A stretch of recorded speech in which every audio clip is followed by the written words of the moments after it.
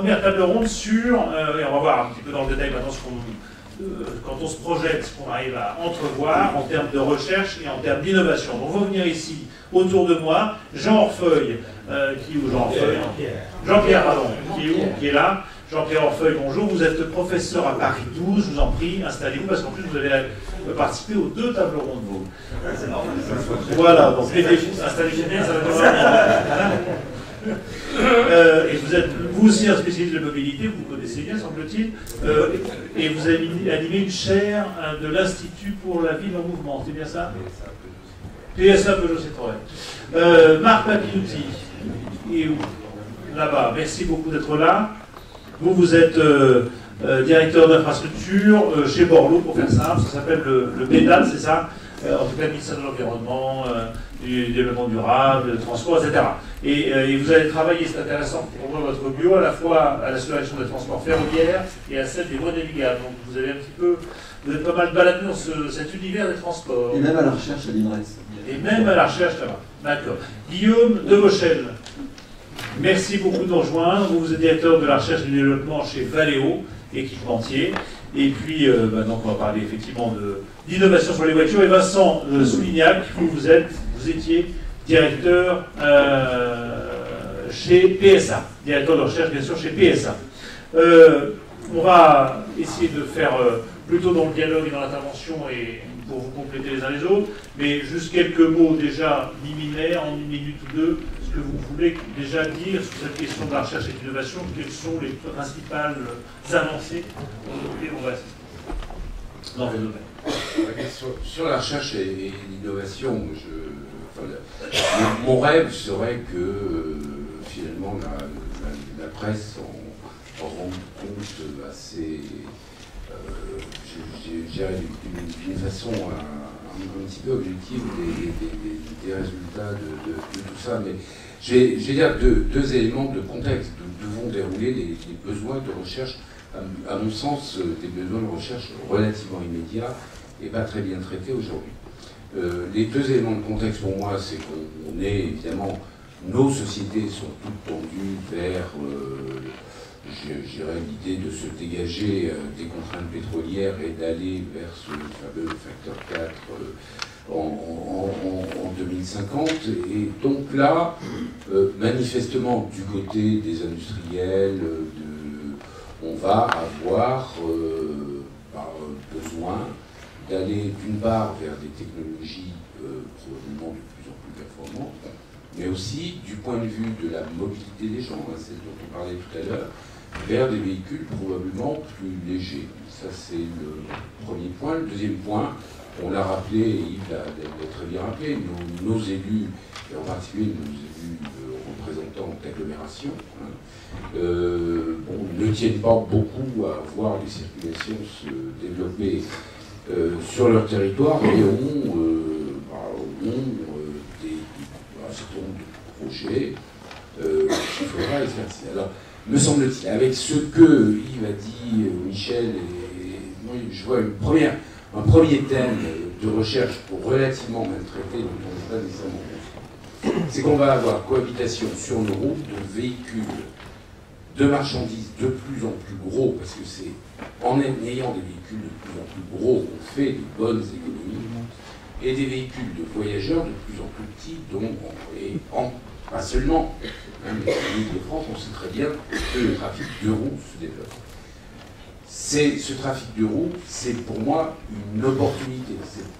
Mais il se trouve que c'est quand même un problème, parce qu'on se tue à peu près 10 fois plus en deux roues qu'en voiture par kilomètre. Donc, premier thème, c'est vraiment si on doit aller vers des éléments de type Grenelle, c'est-à-dire faire de gros progrès sur les consommations et les émissions, peut-on le faire sans régression sur la sécurité, ou dit autrement, peut-on assurer la sécurité de tous les usagers du territoire? Ça, c'est un premier type de problème. Alors, le deuxième, très brièvement, il est très simple, c'est qu'on voit réapparaître aujourd'hui, enfin, je dirais, par rapport au cycle que vous avez cité, moi je prendrais le cycle des ingénieurs des ponts.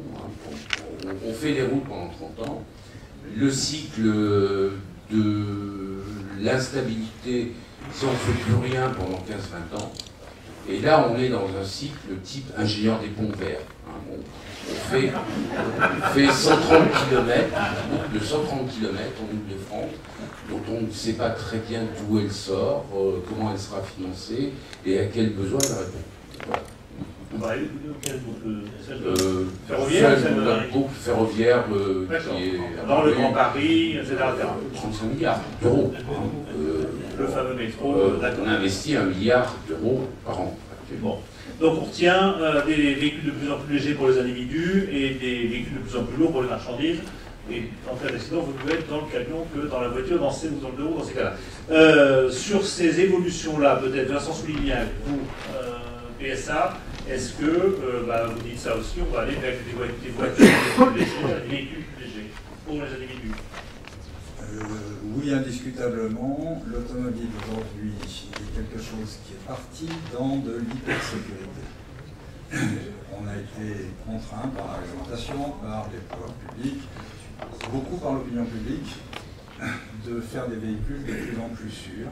Et je crois qu'aujourd'hui, on a atteint un peu une asymptote en termes de sécurité. Ce à quoi on a cité, c'est plutôt des voitures qui ont grossi, et qui sont alourdies à force de sécurité, embarquées, etc. Alors, elles ont grossi, mais elles ont surtout pris énormément de poids. Et le poids, c'est quand même l'ennemi de la consommation. C'est que quand on parle d'écologie, quand on parle d'économie, on va avoir un retournement de tendance. Alors, on peut pas imaginer d'avoir de retournement de tendance, à mon sens, parce que je crois que la sécurité, ça fait partie des choses qui sont acquises par le monde automobile. Et aujourd'hui, si on proposait à des clients d'acheter une voiture moins sûre, je ne crois pas qu'ils soient tout à fait prêts à faire cette démarche-là. Est-ce qu'il peut acheter une voiture moins équipée et donc moins lourde aussi?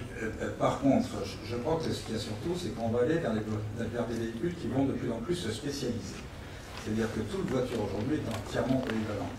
La voiture urbaine est une voiture dont on juge des qualités autoroutières. Il n'y a pas une voiture aujourd'hui qui soit commercialisée qui ne soit pas capable de rouler à 140, 150 km/h, donc d'être une voiture parfaitement polyvalente. Et à mon sens, la rupture que l'on peut espérer, je dis espérer, de la crise actuelle et de la difficulté de la consommation, de la difficulté de l'écologie. C'est la voiture des champs et la voiture des villes. C'est la voiture de route et la voiture du milieu urbain. Et je pense que là, si on atteint cette rupture, à ce moment-là, on va changer un certain nombre d'équilibres, justement. Et vous dites espérer, parce qu'en termes de production, chaîne de production, si on commence à produire ces deux types de véhicules, c'est bon pour vous, c'est ça? C'est bon pour tout le monde. Je crois que c'est bon pour tout le monde. Je raisonne pas en tant que constructeur automobile. Un peu quand même. Un petit peu forcément. Mais je raisonne quand même avant tout en tant que citoyen. Je pense qu'en tant que citoyen, on a quand même le souhait d'aller vers des mondes qui soient mieux spécialisés. Guillaume Le Vauchel, est-ce que même question, l'équipementier, cette fois-ci, est-ce que vous êtes sur les mêmes analyses de ce que pourra être le marché demain? Que mes clients, bien sûr. Oui, bien sûr. C'est pour équiper ces fameuses voitures de demain. Avant de répondre directement à la question, je voudrais quand même faire partager mon enthousiasme pour le R&D automobile. On oublie toujours de dire que dans les 4 premiers déposants de brevets en France, on trouve Renault, Peugeot, L'Oréal et Valeo. Ce qui montre quand même l'intensité de recherche. On présente souvent l'automobile comme étant un peu statique. C'est pas vrai. C'est pas vrai. Ce qu'il y a, c'est qu'on s'habitue très très vite aux bonnes choses. Je rappelle quelques chiffres. En 20 ans, plus 120% de puissance, plus 40% d'accélération et moins 40% de consommation. Donc, l'industrie automobile a généré des progrès. Le vrai problème, et Vincent l'a souligné, c'est que c'est une logique du toujours plus. C'est-à-dire qu'on va toujours plus vite, toujours plus puissant, toujours plus sûr, et qu'on est arrivé quelque part au bout de cette logique. Hein.